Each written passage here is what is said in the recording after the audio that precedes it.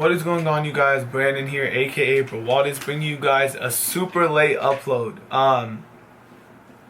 So yesterday the Phoenix Suns lost to the Oklahoma City Thunder 110 to 113. This was an overtime game, and if you can't tell by my voice, I was pretty upset. I was screaming at the TV, I was screaming at myself, I was screaming at Brandon Knight, the usual, I was screaming at Tyson Chandler, the usual. Not in real life, obviously, at the TV.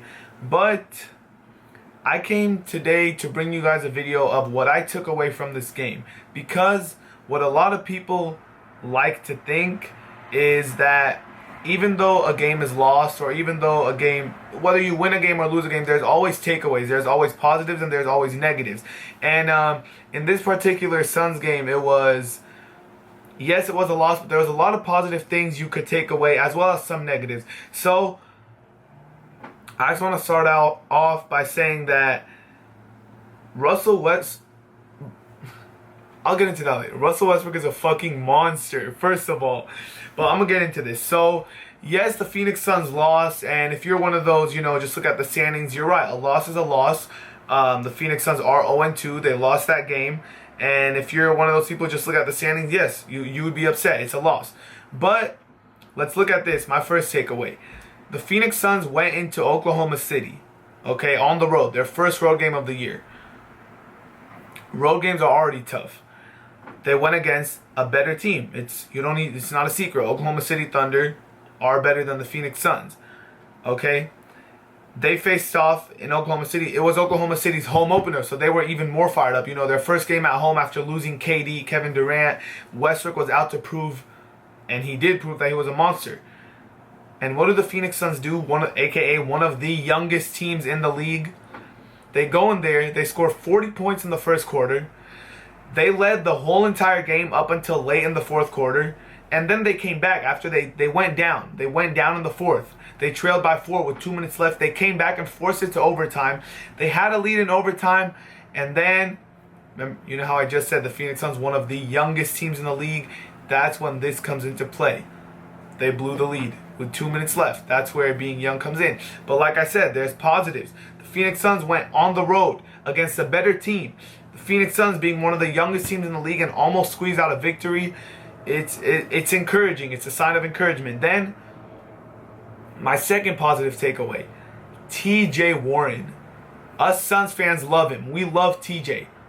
Other people around the league, who is TJ? Who is TJ Warren? He is a name that nobody really knows, but I've been tweeting this. If you want me to pull up the tweets from last year, from 2 years ago, I've been saying TJ Warren. The man can score. The man knows how to score the ball. He can't shoot that well. He can't shoot the 3 ball. He can't defend that well. But if there's one thing he knows how to do is score the ball. He had 30 points. His first 30-point game of his career. What's funny is that last year he actually had his career high 29, and that was in OKC. And now he broke a new career high 30 points in OKC. Someone let him play all his games in OKC as a member of the Suns, obviously. But he shot 13 for 18, which is over 72% from the field. So not only did he score 30 points by just chucking up a bunch of shots, he shot 72% from the field. A lot of Suns fans think he's going to win Most Improved Player of the Year. I don't know if I'm going to give him that, but there's no denying that Russell Westbrook is, not Russell Westbrook, my mistake. TJ Warren is underrated. Nobody really, aside from us Suns fans, know who he is or seen him play before. He could score the ball. He's a really, really good scorer. He showed it here, 30 points. And not to mention, TJ Warren is only 22 years old. So if Devin Booker needs a running mate for the future, it might look like the Suns already have one there. So my second positive takeaway, although we lost the game, TJ Warren looked extremely, extremely good and extremely efficient. So time for my third takeaway. Eric Bledsoe. There's a lot of Eric Bledsoe haters in the Suns fan base. Obviously, I'm not one of them. You guys know Eric Bledsoe, my boy, not just, off the court as friends, but I love watching him play. I really, really like his game, injuries aside. Okay? 17 points, 5 rebounds, and 6 assists. Now, if that's not a typical Eric Bledsoe stat line, I don't know what is. He does it all. And 3 steals. 17 points, 6 assists, 5 rebounds, 3 steals. He's an all-around player. But there is one thing I'll even admit. He does turn the ball over a lot. And that's why a lot of Suns fans don't like him. They don't want him running the team because he does commit a lot of turnovers. Well, guess what? Like I said, positive takeaways. Yesterday, in 38 minutes, he played almost 40 minutes. Guess how many turnovers he had? 1. Eric Bledsoe, my man, congrats. A lot of people doubt you because you're turnover prone and you turn the ball over a lot. Well, yesterday in 38 minutes, he only had 1 turnover. That's really impressive. That's another positive takeaway. And not just that, but he's showing that he is the same exact player as last year, despite his injury. So last year, obviously, knee injury. He was out most of the season, and this is came back. There's only second game back. 17 points, 6 assists, 5 rebounds, 3 steals. Not bad, Bled. Now here's where positives kind of start turning into something. So, or no, actually I have one more positive. So what happens to a player, Kevin Durant, I'm just joking. What happens to a player, this happens to a lot of guys, you know, they have a really bad shooting night, they're having a bad game, and when the moment comes, you know, your team is down by 1 or up by 1 with a minute left, and you're already having a bad game, you don't really want the ball in your hands. You know, in your head, you're like, oh shit, I'm already having a bad game. The game is on the line. Let me pass the ball and let someone else make this play. You know, there's players who, if they're hot, they're having a good game, give me the ball, give me the ball. And there's some players who, oh, I'm not having that good of a game, and you shy away from the moment. And I'm talking players who are 25, 26, 30 years old. The man, Devin Booker, or should I say the teenage kid, Devin Booker, 19 years old. He was having not his best game. He played pretty bad, actually. We're not going to sugarcoat it. Devin Booker had a bad game. And you know what he was doing? He was calling for the ball in overtime. He was taking it to the hoop. He was controlling the game. He was trying to take over the game in overtime. That's a huge positive for a 19-year-old kid to have the mindset of, okay, I know I'm having a bad game, but I'm not scared of the moment. Give me the ball. I'm going to turn this around, and I'm going to win this game for us. And he did. In overtime, he played amazing. He did what a lot of NBA star veterans don't do. He had the confidence to try to take over the game. And he almost did. He almost won us the game in overtime. Like I said, we only lost by 3. We had the lead in overtime. And that was because of Devin Booker. That he did, and to do it at 19 years old is just, he has a killer instinct. There's no denying it. He has, when the game is on the line, and that's what LeBron did not have for a while. He has it now, obviously, but for a while he didn't have. That's what a lot of people criticize Kevin Durant for. It looks like Devin Booker has that Kobe instinct where you want to take over the game no matter how bad you're playing. And at 19 years old, that confidence is only going to skyrocket. That's a huge positive to me. It says a lot about his mindset. He doesn't let the opponent get into his head. Now we're going to start with a little bit of the negatives. We're going to start with Devin Booker. 8 for 25 from the field. You know, 2 for 8 from 3. That's not the best shooting game for a really good shooter. That's what Devin Booker is. He's a really good shooter. 8 for 25 from the field. Okay, now obviously that's not a good game. It's not efficient. And this is what people remember because, I mean, this is what people need to remember because Devin Booker is so, you know, every time you ask someone, oh, what do you think of Devin Booker? Oh, the kid's going to be so good. He's going to be so good. Key word. He is going to be so good. Right now he's good. He's a really good player. But he is not obviously at the level that he's going to be in a couple years. So when people talk about how good Devin Booker is going to be, they don't mean right now. Okay? He is going to have some games like this. Think about it. He's 19 years old. Okay? He's younger than a lot of us watching this very video. He's younger than a lot of us sitting in our rooms watching this video.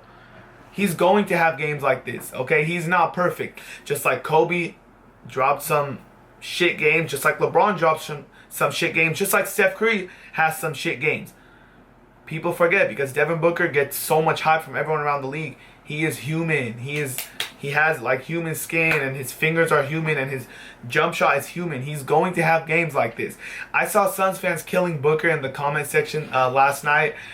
Bro, Devin Booker sucks, blah, blah. He is a human. He can't score 30 every single game. He can't shoot 10 for 10 every single game. Everybody has games like this. It's not the end of the world. We have to remind ourselves. Not only is Devin Booker human, but he's 19 years old. He's going to have some games like this. It's okay, Suns fans. Don't. Devin Booker will be all right. Okay, he's shown us enough in a year and a half to not make us hate him after one game. So remember, just like Devin Booker is human, he's a human being. That's all I'm gonna say. So we need to calm ourselves a little bit on Devin Booker. Another negative, Alex Len. That's all I'm gonna say. I'm not gonna say why. I'm not going to explain myself. Negative Alex Len. That's all I'm gonna say. And I hope if we don't trade him, I hope we don't re-sign him after this year. My first choice is to trade him away. And if we don't trade him, then do not re-sign him. That's all I'm going to say. Another negative, Brandon Knight.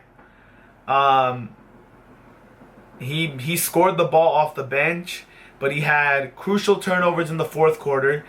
And then he had 2 chances to kind of put the game away. He had, when the game was tied with about a minute left in regulation, he had a 3-pointer. He missed that. Okay, whatever. But then in overtime, Devin Booker sets up a really, really, really nice play when the Suns were up by 2. Brandon Knight, he sets Brandon Knight up for, I don't even want to say wide open. This shot was more than wide open. It was, Brandon Knight had all the time he had in the world. Not only does he miss, but he airballs terribly. So, I mean, you can't complain because there were stretches in the game where Brandon Knight actually scored like 4 or 6 points in a row and he brought us back into the game. But he hurt us. He hurt us in the fourth quarter and overtime. He was playing great the first 3 quarters. And not to mention his defense was pretty horrid. Bledsoe, a little bit of foul trouble, so we had to put Brandon Knight on Russell Westbrook, and it just, I don't know. Brandon Knight had a good 3 quarters, and then very, very, very, very questionable, shaky fourth quarter and overtime. Now we move on to Tyson Chandler. Can somebody say washed? He is washed up. Suns fans, stop trying to sugarcoat this. Tyson Chandler is washed up. If you just look at the box score, oh, he had 10 rebounds the first game and he had 10 rebounds the second game, he's good. Watch the fucking games. Tyson Chandler is washed up. He was getting his asshole beat up by Steven Adams. And no offense to Steven Adams, but there were multiple times when Tyson Chandler literally is just watching the ball. And this coming from a former NBA champion, former NBA Defensive Player of the Year, someone who holds many, many, many people's respect. It's just like, it seems as if he's just, I don't want to say it because he's such a well-respected vet, but it seems as if he's not really trying after he got his big contract. And that's weird because you don't expect that out of somebody like Tyson Chandler, but it's just like, can somebody really decline that bad? It's so fast. I mean, just 2 years ago, Tyson Chandler had such a good year. And then now, all of a sudden with the Suns, he's I don't know. It's very, very worrying as a Suns fan that just a couple years ago you had, oh, Alex Len, the next up-and-coming good big thing in Phoenix. You know, we have our center of the future. And then you sign Tyson Chandler and you're like, oh, hell yeah, we're stacked at center. Tyson Chandler, Alex Len. To now, like a year and a half later, you have Len, who is trash. I don't care. I'm going to say it a million times. Len is trash. And then you have Tyson Chandler, who just looks very, like, not motivated. And he literally, like, he just looks old. Like, it looks like he aged 5 years in the last year.